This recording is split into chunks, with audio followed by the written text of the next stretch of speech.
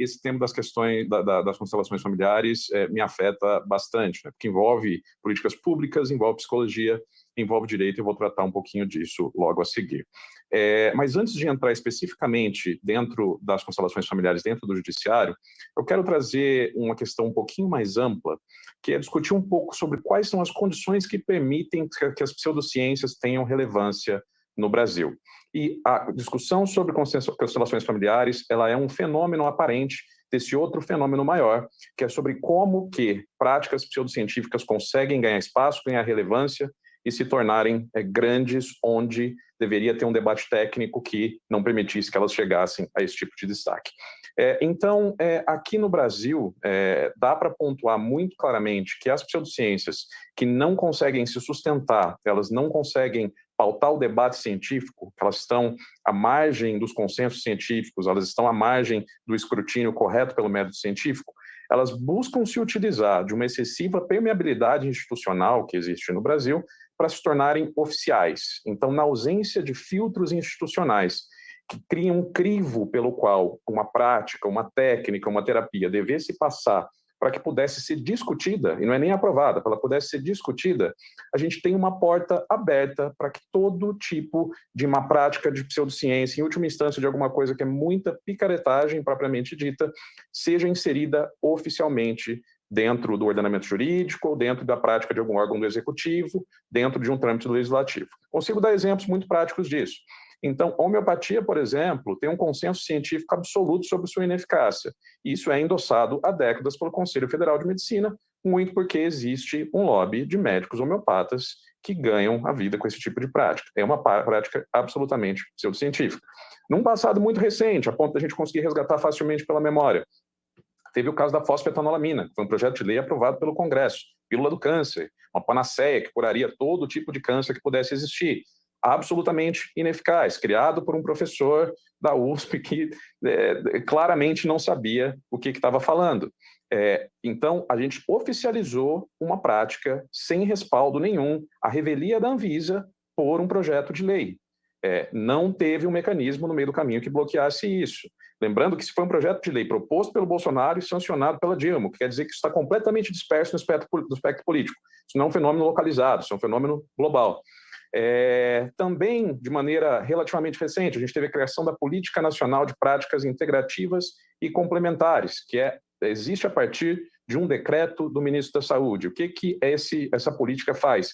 Ela insere no âmbito da atenção à saúde básica do SUS coisas como dança circular, ozonioterapia, lamaterapia, reiki, mais um monte de coisas, que são 29 no total, que não têm o menor respaldo científico, já estão sendo utilizados dentro do contexto do SUS. O que está lá no meio também? Constelações familiares. Então, existe um caminho pelo qual muitas pseudociências driblam o debate técnico-científico e usam de uma abertura que existe em outros caminhos para irem se inserindo e ganhando relevância.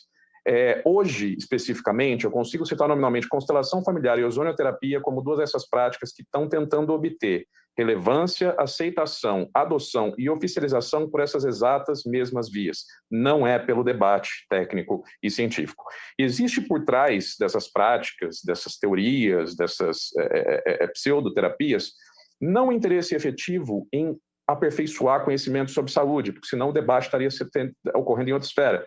Existem por trás disso, primordialmente, interesses financeiros e corporativos. E como isso se dá? Se há uma oficialização por lei, por decreto, se há uma autorização por órgão de classe, isso é o primeiro passo que vai endossar alguns outros passos futuros, que são, dentre alguns vários, né? A regulamentação da profissão, que é algo que acontece e está acontecendo. Existem projetos de lei para regulamentar a prática de constelador, regulamentar a prática de ozonoterapeuta, que leva, uma vez que está criada essa demanda por um lado, a criação de cursos de ensino superior e uma consequente reserva de mercado, que por sua vez vai retroalimentar a dispersão disso na comunidade, uma pressão para que isso ganhe mais espaço. Isso é um mecanismo que precisa ser combatido.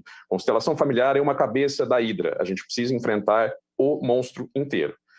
Então, falando especificamente sobre legislativo, que é o contexto que eu estudo mais, que eu estou enfrentando de maneira mais frontal na minha pesquisa, a ciência não é vista e deveria ser, por princípio de eficiência da administração pública, um pilar importante de análise de projetos de lei.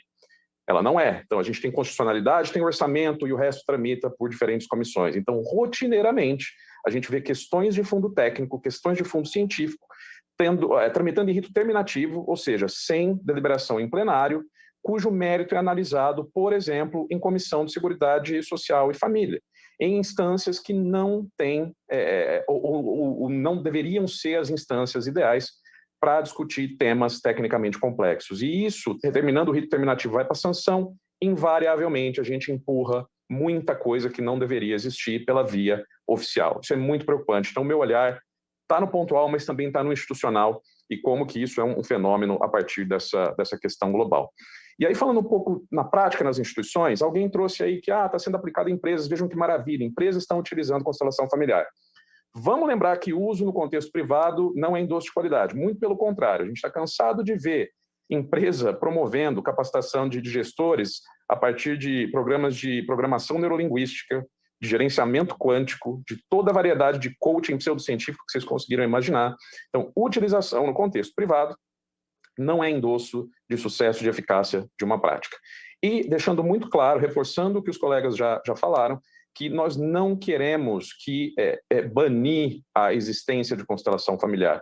No ambiente corporativo, como eu acabei de citar, no ambiente privado, isso pode ser usado sem problema nenhum. Lógico que, desde que esse uso privado esteja dentro dos limites da lei e que os praticantes que excederem estão sujeitos a eventuais sanções penais e civis.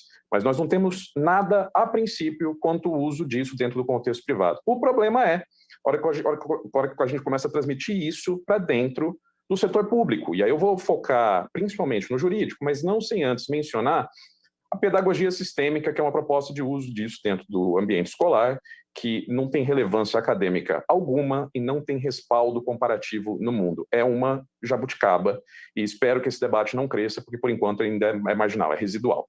Agora, dentro do ambiente jurídico, a coisa é um pouco diferente.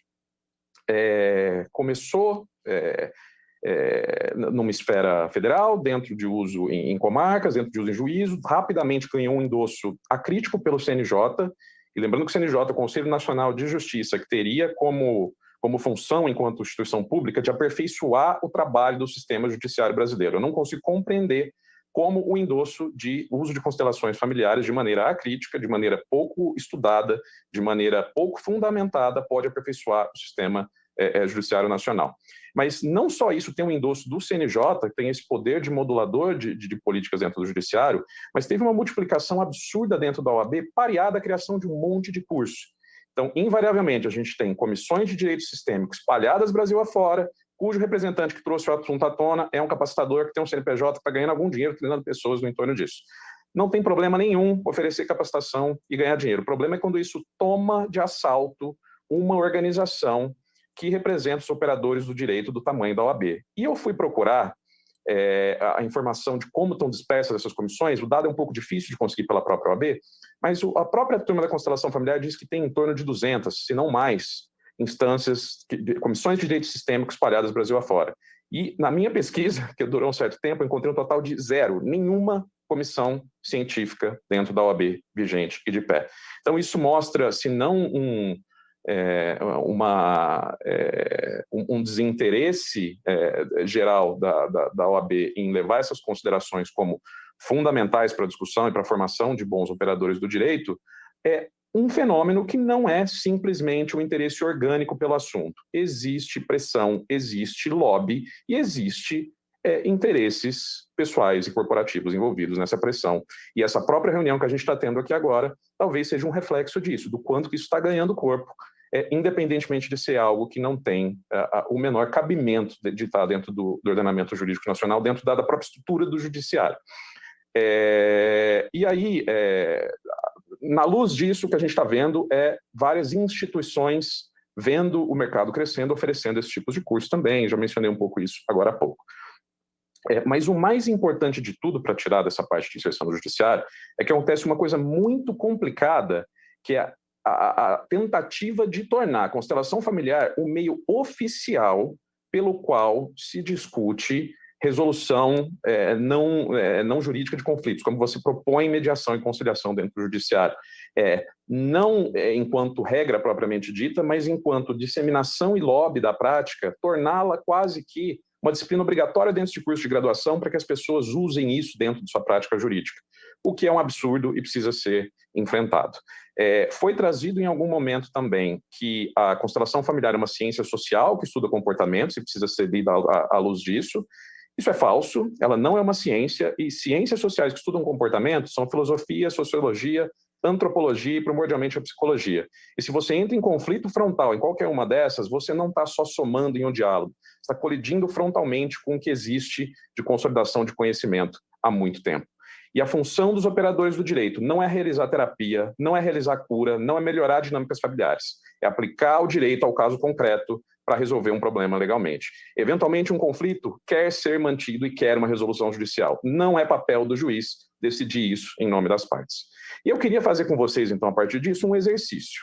E o exercício vai levar à questão absurda, tá? Então, vamos imaginar que um juiz resolva aplicar astrologia como uma ferramenta para uso em audiências de varas de família, a partir dos escritos de um filósofo alemão que resolveu falar sobre amor, sobre família, e ele propõe a existência da astrologia familiar. E ele alega, sem dados objetivos, sem metodologia clara, que ele tem obtido uma grande taxa de sucesso com o uso dessa intervenção da astrologia familiar. E ele vai usar relatos de caso, ele vai usar um monte de dado anedótico para falar que essa astrologia familiar deveria ser expandida dentro do judiciário, porque ele vem obtendo sucesso com isso. Então, eu estou propondo, com esse exercício mental, que utilizar a constelação familiar no judiciário é absolutamente análogo a uma proposta de utilizar astrologia no judiciário. E aí vamos fazer um ponto a ponto disso? São pseudociências essa prática que existe de verdade, essa que eu estou propondo? São claramente pseudociências pelos critérios que os meus amigos já apontaram agora recentemente. Elas falam em constelações como entidades etéreas que influem magicamente sobre o mundo? As duas falam. Alegam haver provas científicas sobre utilidade? As duas.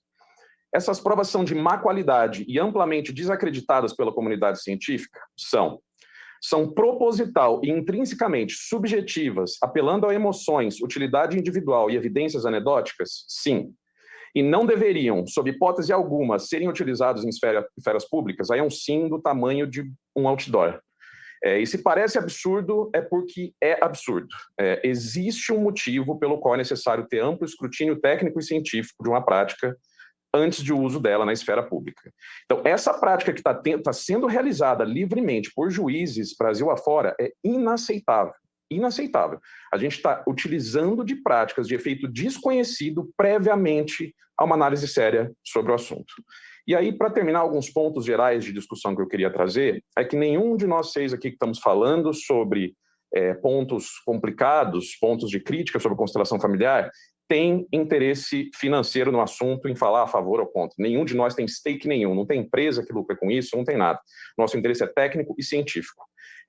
O uso de pseudociências na esfera pública, como eu comentei agora há pouco, ele fere frontalmente princípios da administração pública, com principal ênfase no princípio da eficiência. Se a gente tem uma teoria que está comprovada e consegue atender melhor ao interesse da maioria, é absolutamente inaceitável a gente ir atrás de algo que carece de comprovação técnica. Falar em amor, honrar pai e mãe, família, pela emoção, não são, de forma alguma, argumentos válidos para endosso oficial de uma prática no espaço público e, consequentemente, a gente não pode deixar que gurus tenham voz dentro dessa discussão em saúde e educação. Se essas práticas quiserem ter respaldo científico, elas precisam se submeter, como os meus amigos já falaram, muito melhor do que eu, se submeter ao método científico. Então, eu não quero só ficar na questão da constelação familiar, porque a gente vai encontrar muitos problemas 15 nela. segundos. Ela é muito séria e precisa... já estou encerrando, tem mais 2 frases. O problema é o uso em abstrato de pseudociências em ambientes oficiais. E o Instituto Questão de Ciência, junto com parceiros que a gente está encontrando, vai fazer todo o possível para garantir que o PNPIC seja derrubado, essa Política Nacional de Práticas Integrativas e Complementares, e que nada que esteja em seu entorno consiga chegar a um ambiente público e, eventualmente, a gente vai em judiciário, faz a DIN, faz o que for necessário para enfrentar isso.